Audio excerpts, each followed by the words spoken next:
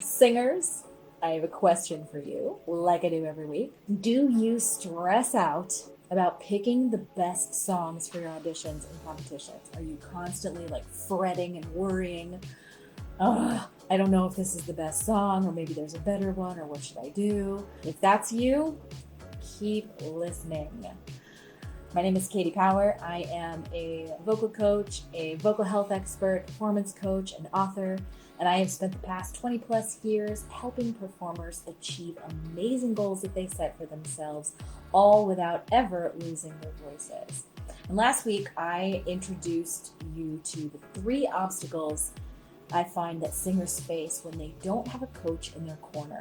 Starting with today, where we are talking about the difficulty picking the perfect songs. If you are someone who is already feeling like, oh my God, that's me, I'm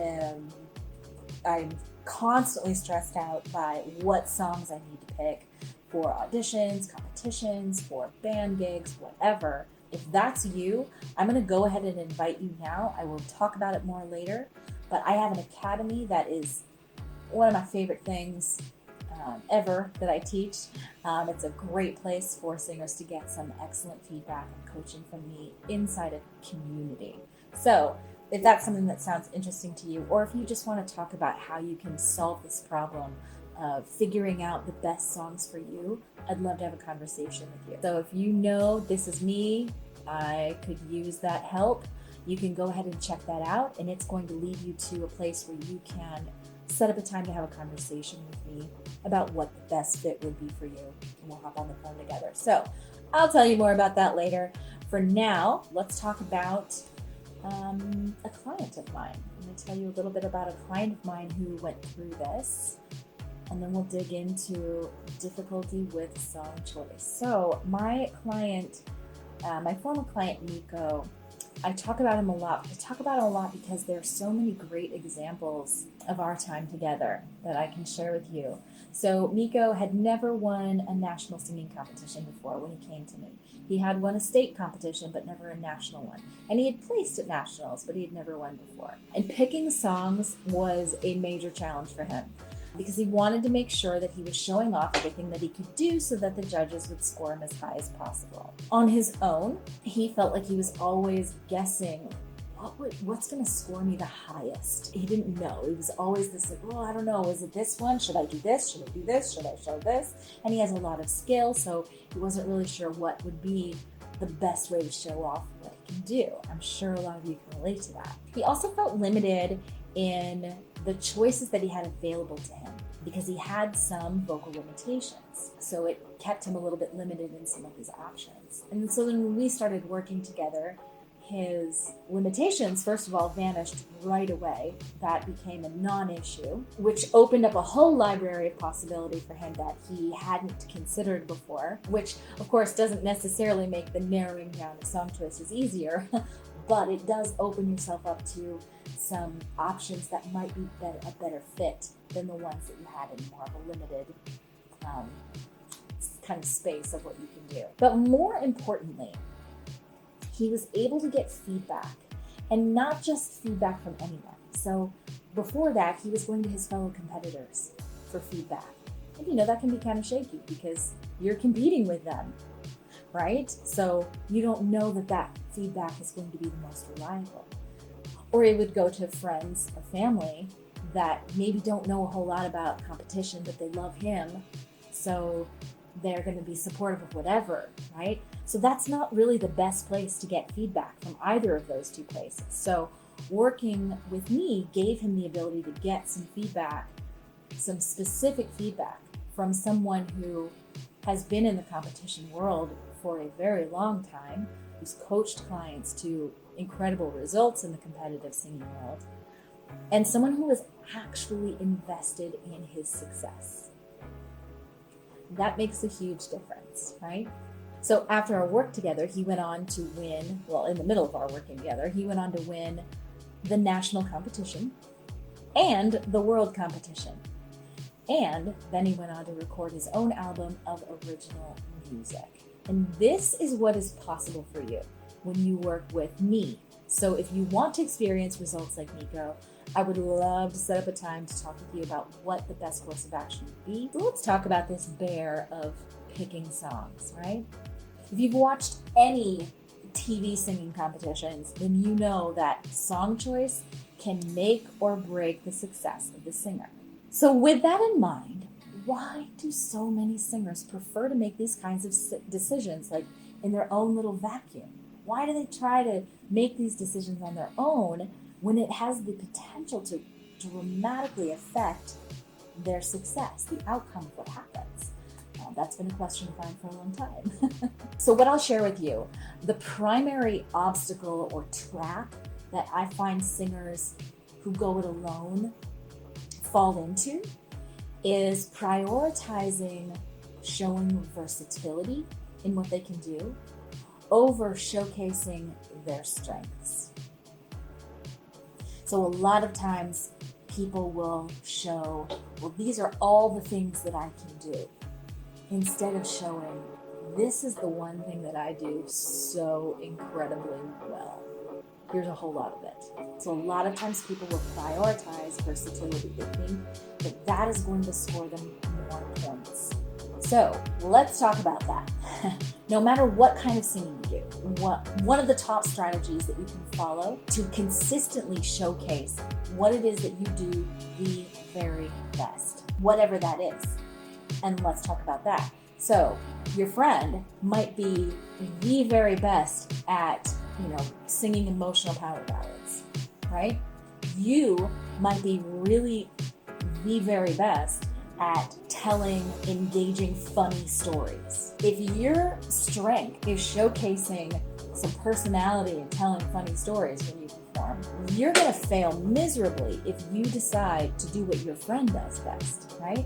So each one of you is going to do something the best differently than the other person, right? So whatever that is for you, whatever you do best, don't think about other people because that's irrelevant. What do you do the best? And I don't care how many songs you have to sing, or whether you're competing, whether you're auditioning, whether you're in a band, the easiest way to make the biggest impact is to present what you do best every time you're in front of your audience of decision makers. So a lot of times people will say, okay, so, let's say they have to sing 3 songs. They'll decide, okay, so for this round, I'm going to do this because this showcases, my abilities to do X, Y, Z, right? And then in the next round, I'm going to sing in a different language because I want them to see that I can do that. And then in this last round, I'm going to do an upbeat song because I want them to really feel that I can do both. So if you're with me right now thinking, well, yeah, that's a strategy that I follow all the time. I always do that. I always try to. So let's talk about why that's not a good idea. Because it's very common. Singers so often believe that they have to show how many different things they can do in order to score high, or in order to prove that they're right for the role, make it to the top of the headshot pile, or whatever it is. But let's think about that for a second, because it makes no sense. It makes no sense at all, right? Let's say that I'm casting a musical, for example, and I am looking for a very specific type of person to play a very specific type of role. Why, with that in mind, would I choose the person who can show me 2 different kinds of people over the person who would show me the specific type of person I'm looking for? I wouldn't. It doesn't make any sense. Why would I choose this person who's showing me, oh, look, I can be a clown and I can be a leading lady? Why would I do that if I'm only looking for a clown? I don't care that you can do the other thing, right? It doesn't matter. I want to see you show me a couple sides of the clown. Same with a competition. Let's say there are 2 singers battling it out and they each have to sing 2 songs. One singer, let's say, chooses to show 2 totally different styles of singing because she wants to showcase everything she can do. So let's say she does like a country up-tempo number, and then she does that's, funny and sassy and whatever, and then she also shows a ballad, and it's very heartfelt and emotional and whatever, right? Or she does a number that riffs all over the place. It's a pop song and it riffs all over the place and showcases a whole lot of style and personality in that way. Two totally different things. But the other singer picks two songs that show off how incredible she is at doing the one thing she does best. So let's say the one thing she does best is, I don't know, we'll just pick what we said before, sassy country up-tempos, right? If that's what she does best, and she does two of them, isn't she gonna look far better than the one who's doing these two things that are not connected, not related? Here's the thing. The person who shows versatility has to be the very best at both of those things that she's showcasing. The very best at both. And that's much harder to achieve and much more unlikely to happen. Most of the time, we're going to be really good at one thing and maybe sort of good at something else, right? Well, the thing that she's maybe sort of good at has to compete with someone who's really good at it, right? So that's not a good strategy. But the singer who stays in her lane and shows off two songs that are in her zone of genius, as I like to call it, is going to knock it out of the park both times that she's on the stage. So she's automatically going to score higher. If we go back to Miko, this is something that we talked about very specifically. So I remember we talked about it, and he said, well, I have this song that I really like, that's really good. I'm set on that one. But I really want to do a foreign language piece. I want to show them that I can sing in another language. And then I also want to make sure that I show an up-tempo because I don't want them to think that I only do ballads. And I was like, okay. Of those things, which are you the very best at? And he was like, oh, the first thing, the like emotional power ballads, that's really kind of my sweet spot, that's what I'm the best at. And I was like, well, then let's do 4 of those. You need 4 songs. Why are we going to show them stuff that you're not that good at? Let's show them 4 of what you're really good at. And he was like, huh? Here's the thing. In neither scenario, whether you're showing up for a role or you're in a competition, versatility is not something that they are advertising that they want you to show. It's a story.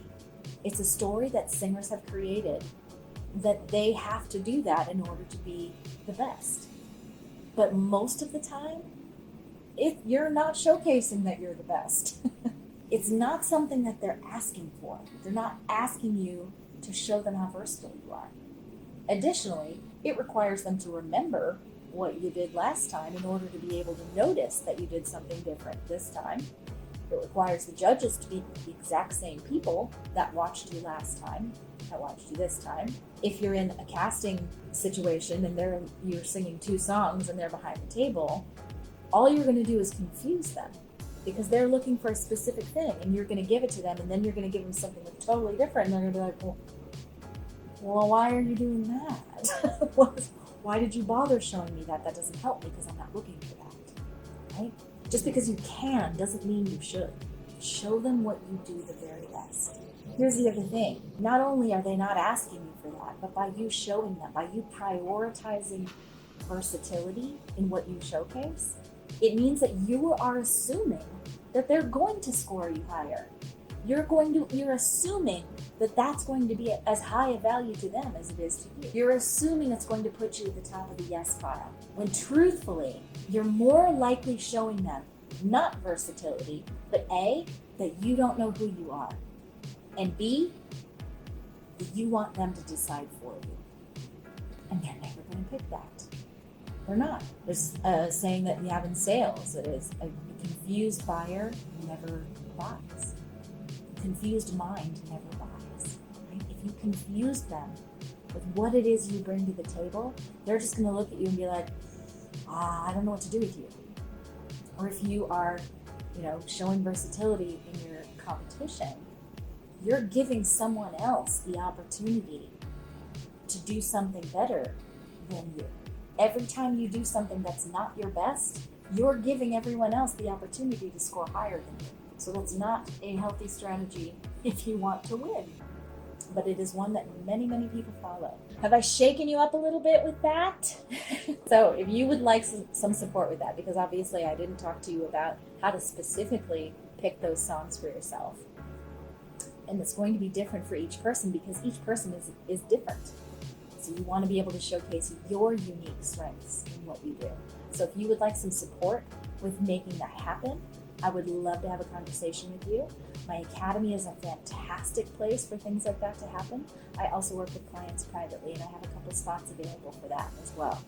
So if you would like to have a conversation with me to figure out what the best solution is for you, so we can get you on a path towards picking the songs that are perfect for you, so you can start scoring higher, winning more, then let's do it. I hope that I hear from you. I know that this is something that you are struggling with because I hear about it all the time.